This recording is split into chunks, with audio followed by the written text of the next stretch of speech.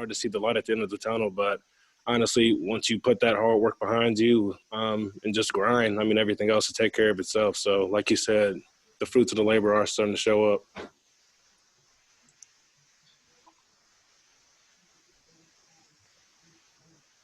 How highly of anticipated of a day is this for you? You've been training for this day all along, and now that it's finally here, is it a sigh of relief at all?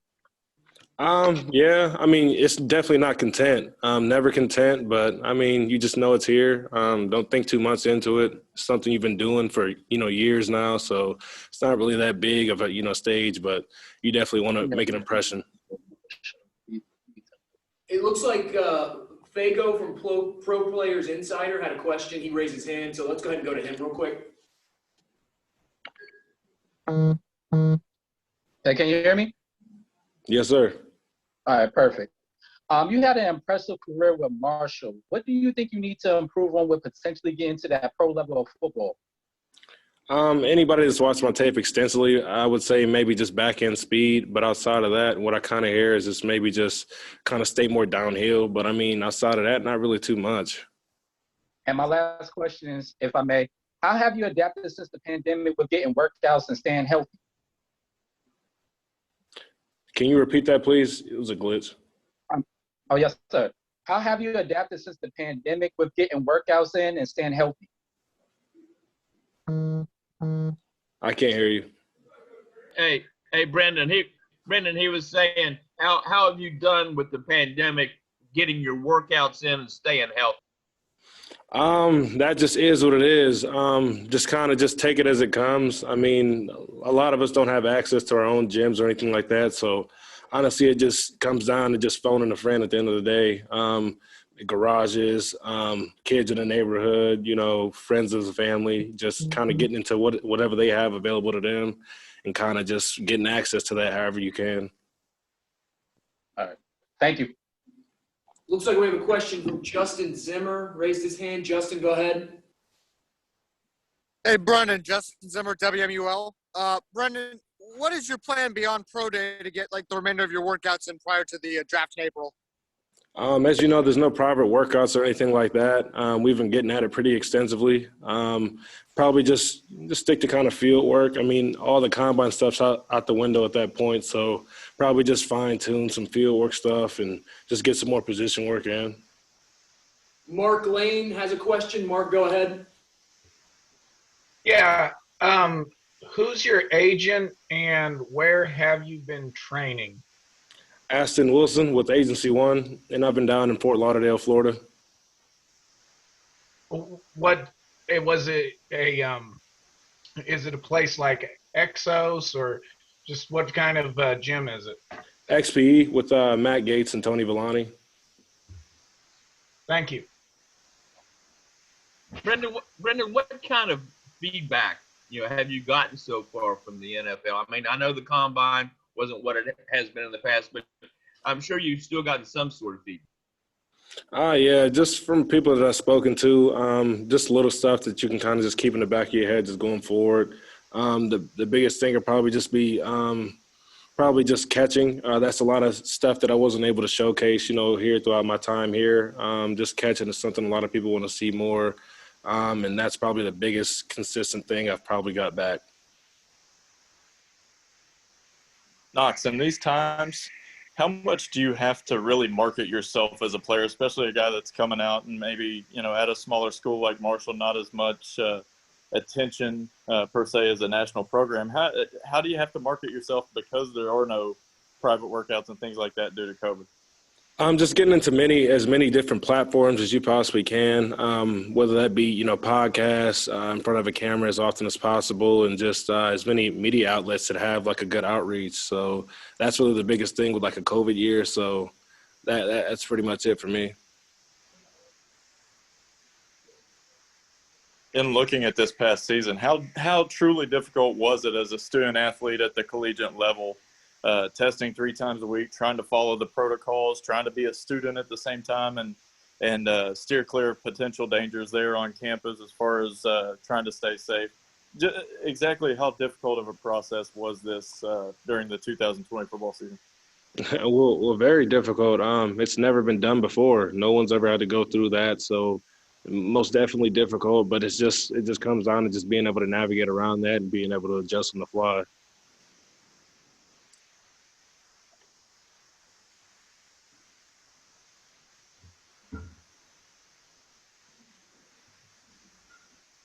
Because of that, do you feel like the 2021 draft class is mentally going to be about as tough as any draft class that's ever had to come out? I would say so. Mark Lane has a question. Mark, go ahead. Who are some running backs that you look up to that are, currently in the NFL or maybe in NFL history? Ezekiel Elliott.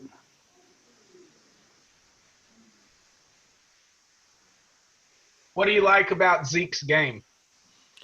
Just how stout he is in every aspect of the game. I've been watching him since he was at O State, just kind of being in my backyard, being a Columbus kid. He runs well, he catches, and he embraces, blitz protection.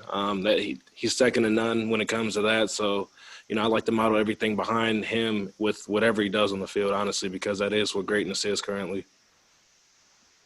Thank you. Tim Morris has a question. Tim, go ahead. At Marshall, you obviously didn't fumble very much. Is that something you've worked on, or is that something coached into you, or is that just something that's come natural since high school? Coaching was a big aspect with that, especially with Pepe Pearson. That was one of the biggest things that he kind of drilled and instilled in us since we were freshmen here. And it just goes hand in hand with being able to pass protect too. If you can't, carry the rock and not be able to fumble it, and if you can't pick up the blitz, you're not going to play. It just comes down to trust factor with the coaching staff. Hey, Brenden, what have your coaches, or former coaches at Marshall, told you about what you could expect during this time? Can you repeat that? Sure. What have your coaches at Marshall told you about what you could expect during this time period of you trying to make that NFL transition? Not really much on that. Just be true to who you are, and just work hard, and everything else to take care of itself. Not really too much in that aspect.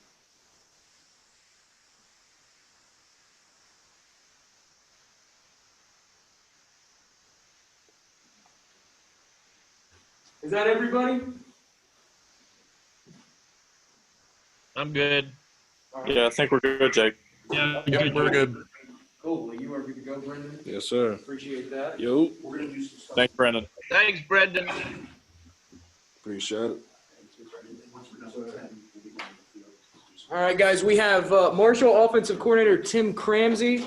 Coach Cramsey, you can go ahead and take a seat.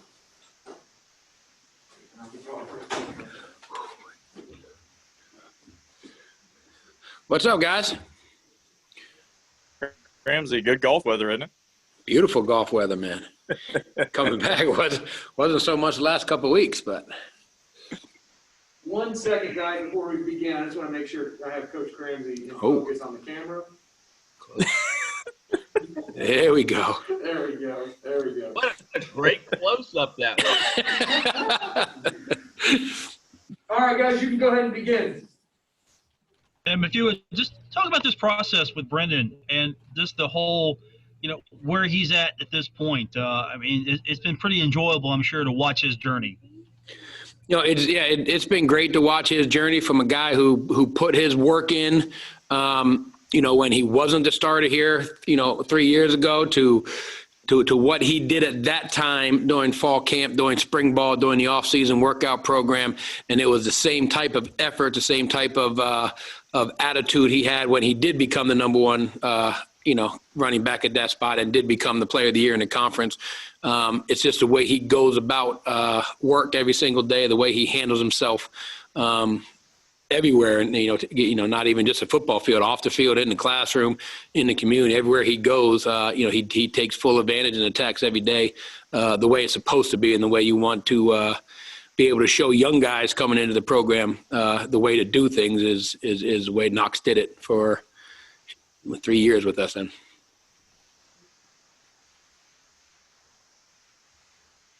Tim, for you, seeing guys like, Knox and Josh Ball, Obviously, they've got talent, but there's got to be another side to that, doesn't there, for those players to go from good to great? There's no question about that, and that's the intangible side of the game of football. And they both have that. Going with Knox is basically what I was just saying. The way he handles himself takes him from being a good player to a great player, and he has the skill set. The other thing I really liked about Brenden, besides pretty much everything he did, was every year he came back, he got better at something. This past year, he got better as a pass catcher. Previous year before that, he got better at pass protection. He's always been very good with the ball in his hands. He's always falls forwards, runs in front of his pads, all that good football talk. But every single year, when you sent him away from the season and said, this is what we need to improve on next year, he came back better at that, and to me, that's what you're talking about, is the intangible side of things, the leadership side of things, the character, the work ethic, all that type of stuff.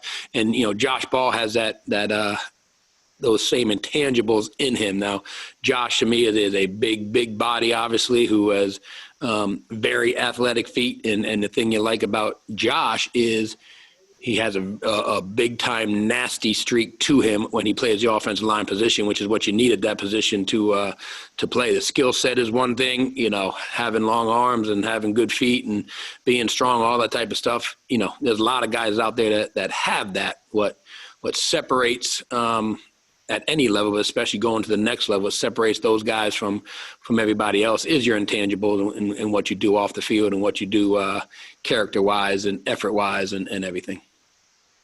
Justin Zimmer had a question. He had his hand raised. Justin, go ahead.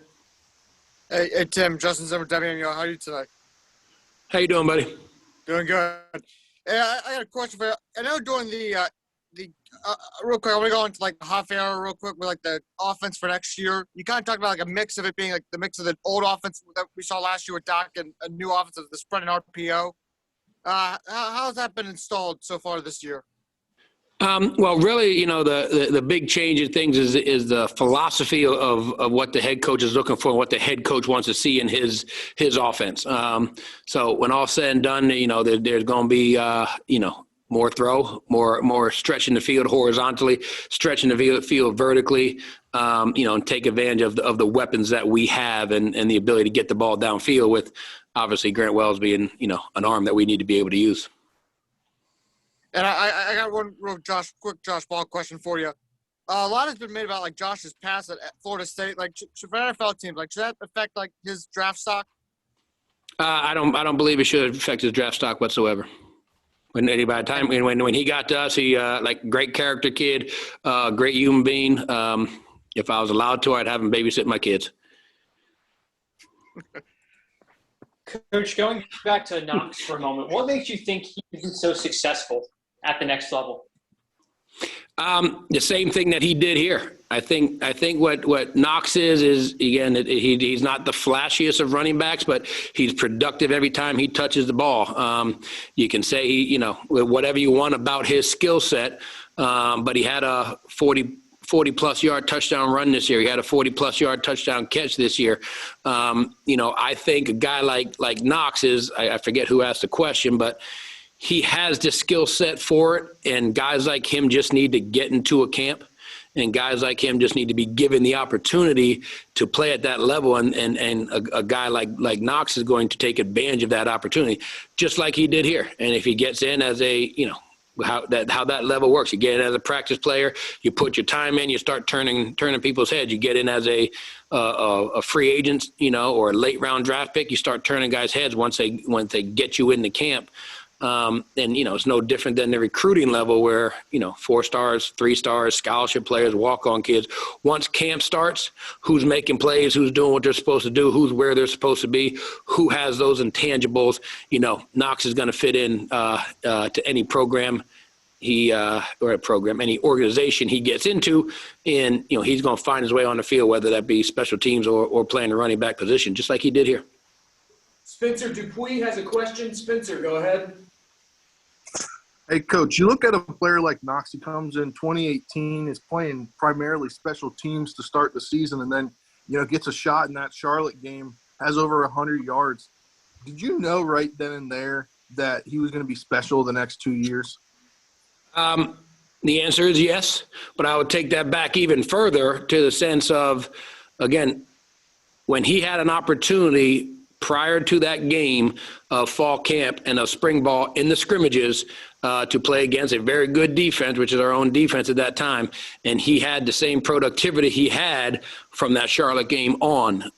So as a coach, you felt really good about him going in the game. Now, there were some guys in front of him at that point, older guys who played a lot of football for us down the road. But when they were out from the spring game or a spring scrimmage or a fall scrimmage and Knox had to get the bulk of the carries, he had some really big days for us and was very productive against what was our number one defense at that time. So, you felt really good, and I know it sounds weird, but you felt really good about, at that point, he was a 3rd/4th string running back who was a special team player for us. But when he went in the game, I wouldn't say I was surprised at what he did. I was obviously very happy with what he did. But once you saw him do that, it's how he lives his life and how he practices every day, even before he was the number one guy at that spot. Jake Siegel has a question. Jake, go ahead. Yeah, Coach, a moment ago we spoke with Knox, and I asked him if his Marshall coaches or former Marshall coaches gave him any advice. He said not really. Have you told him anything or given him any words of wisdom in this process? I didn't. When guys get to this level and get to this situation, the advice that was given to him through his playing days here is what's going to carry him forward. And, that's one thing me and him always talked about was what got you to be the number one running back here, what got you to be the player of the year in the conference, what got you to be better at those things we talked about in the offseason every year. And that's what's going to continue through, to the organization that's smart enough to take him and get them in their organization. So, a guy like Knox who can handle his business and can take care of his business, you kind of let him go about his business this time of his career. Grant Traylor has a question. Grant, go ahead. Yeah, Coach, you look at Knox, and he mentioned the pass catching ability, and it was something that you all keyed on, but there is a smaller sample size for that. When NFL teams talk to you about Knox as a pass catcher, what do you think really sticks out about him to do that and translate it to the next level? Again, I think you're the one who brought it up, Grant, about the intangibles and the off-the-field stuff. Brenden Knox is a put-me-in-that situation guy, and I'm going to be successful in that situation. So he has a handful of catches out of the backfield, and what he can do with it when we threw him the ball, he was successful in doing that. His skill set is the NFL's job to decide whether or not they fit into their organization or not. But what I'm going to say about Brenden Knox is if you put him in a situation, he's going to be successful. If you put him in an organization, he's going to find his way to make the team. Some guys will say that getting taken as a free agent or getting taken in late rounds, that's the easy part. The hard part is to make the team. The hard part is to stay with the team. And to me, a guy like Brenden Knox, who you take him as an NFL organization, he's going to find a way to force you to keep him on that roster, whether it be practice squad that moves up or whether it just be get me on the roster the full time. And Jim, what have you seen from Ball as the biggest improvement over the last couple of years too? Ball has a skill set. Again, what I just said about Brenden, Ball's skill set matches. I think his biggest improvement over the time we were with him is his true pass blocking ability to be a true tackle at the next level. Left tackle, right tackle, whatever it may be. You're seeing some serious threats off the edge, no matter who you're talking to. And when Ball got here, he was a big body kid, the strong kid. He was able to move guys in the run game. He was, had all the intangibles for that. The next level is a big throw operation level, obviously depending on the organization you're going to. And his pass blocking ability is what I thought really improved off the edge against the guys he went against. Hey, Tim, I got one quick more question about Brenden Knox and Josh Ball. What do you think the biggest gain that they made here at Marshall is going to be? What's the biggest gain that they'll need to make to be successful at the next level? The biggest gain they'll need to make? Here's what I'll say about the next level. And from my playing days to my coaching days, once you get into a camp, you got to prove yourself. And you got to make that organization. You got to make that team. So to me, what do they need to improve on? They need to find a home. They need to find out what their role in that team is. A guy like Knox, you're going to play special teams, and you better be really good at special teams, and that will increase your shot of making the depth chart to running back level. And, you know, to me, Brenden just got to keep proving people wrong, maybe is the way you look at it. As, you know, some people say, not a big, you know, pass catcher out of the backfield. Well, put him in that situation, in a practice situation, he's going to prove you wrong. Pass blocking ability, improve from his first year to his second year. Again, can he do it at that level? Put him in that situation, let him prove you wrong. Josh Ball, same exact thing. Can he go from, you know, group of 5 defensive ends to the ultimate highest level of defensive ends and guys coming off that edge? Put him in that situation, he'll prove you wrong. You know, those guys with their character and their skill set, they got a good enough skill set to do it. Put them in the situation, their character, their intangibles will take over and put them in the best situation to make a team.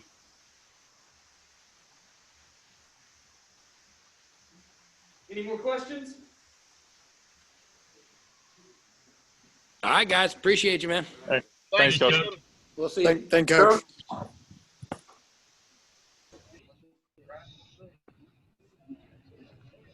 All right, everybody. Thank you so much. Appreciate your cooperation. You guys have a good rest of your day. Thanks, Jake. Jake.